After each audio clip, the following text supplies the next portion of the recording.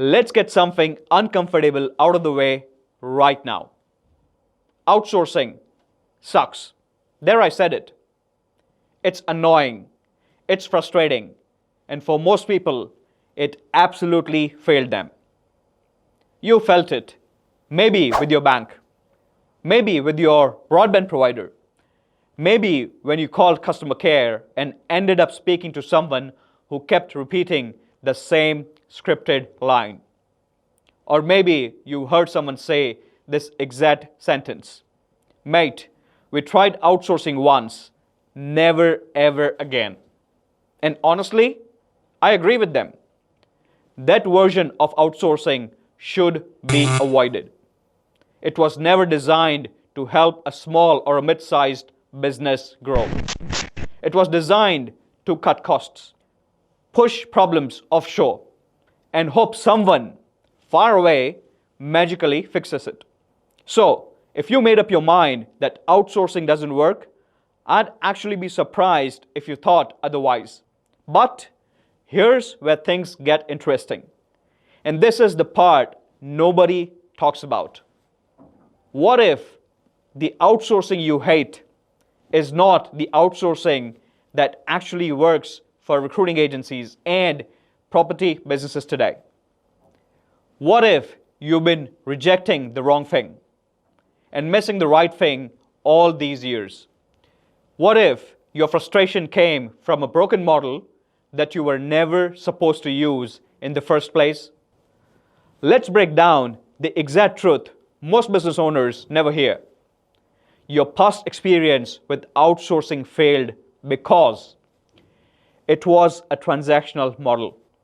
You told someone, here, take this task. They took it. They messed it up. You got furious. The cycle ended.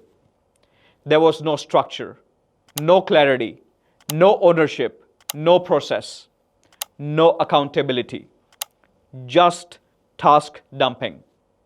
There was no transition process. Most businesses jumped straight from, we need help, give them work. That's like hiring a trainee and expecting them to perform on day one without onboarding or training. In recruitment terms, it's like giving someone a vacancy without a job brief and then blaming them for sending poor CVs. In real estate, it's like asking someone to manage tenancy renewals without giving them the access, templates, or timelines. You expected speed before stability.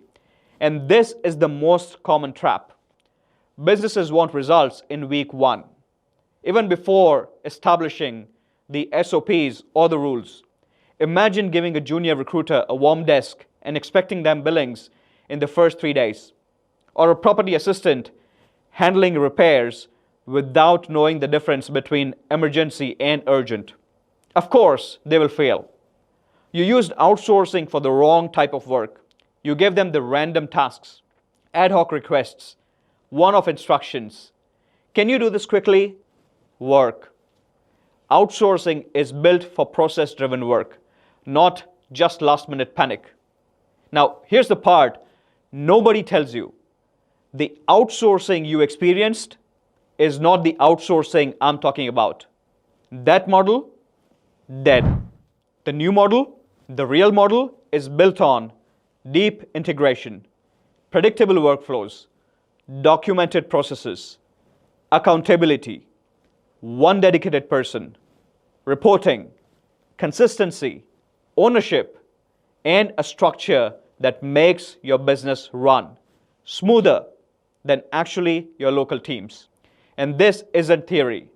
It's what recruitment businesses, letting agents, estate agencies, and even SaaS companies use quietly today.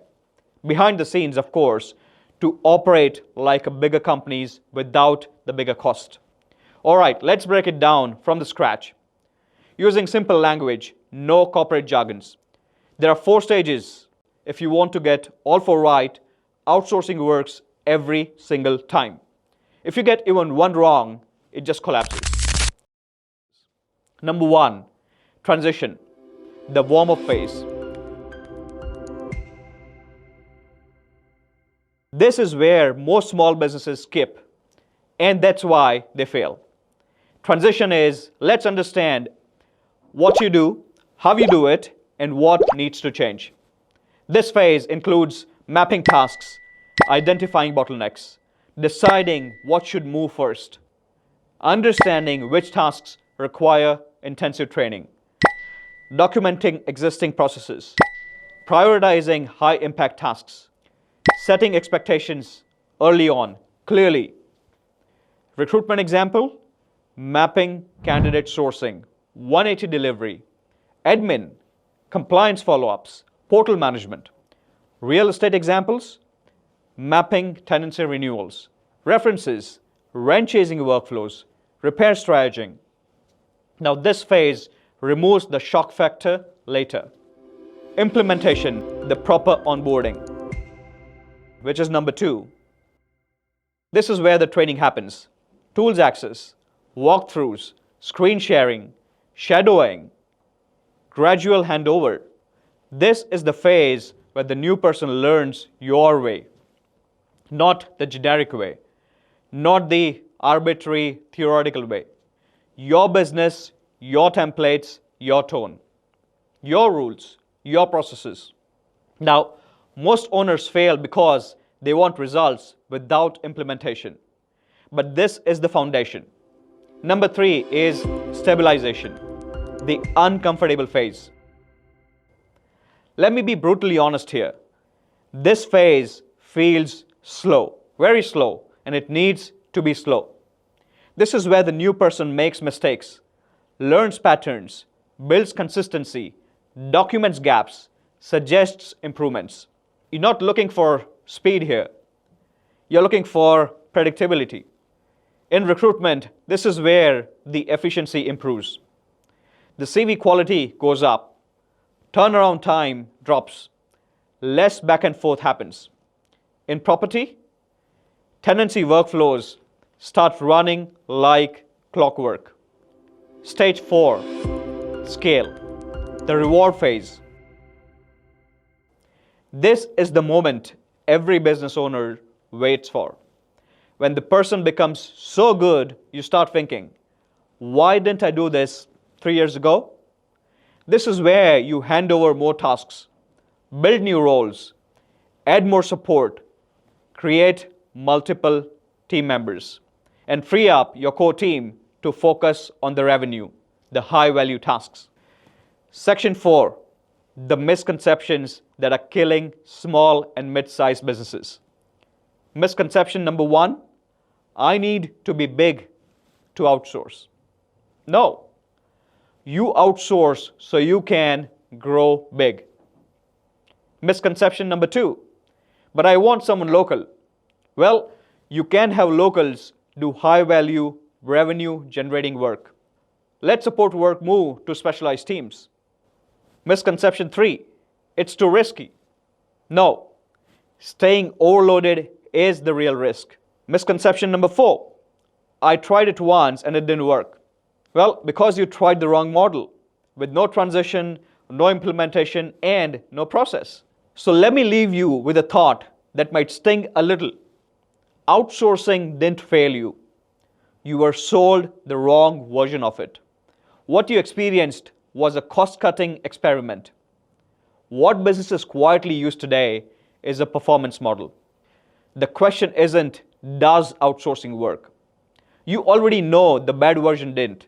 The real question, the one every small and medium-sized business needs to ask in 2026, is this: can my business survive without it? Because the companies that adopt hybrid teams, structured transition, proper implementation, and consistent operational support, well, they have an advantage. You simply cannot match with a fully local, fully overloaded model. This is not about saving money.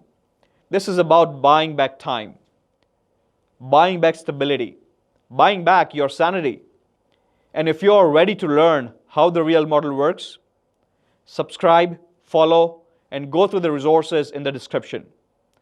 Your business doesn't need another hero. It needs a system. And the right model of outsourcing is exactly that. Thanks for tuning into the Recruitment Curry Podcast. This is Ketan Gajjar. Keep growing, keep thriving, and carry on.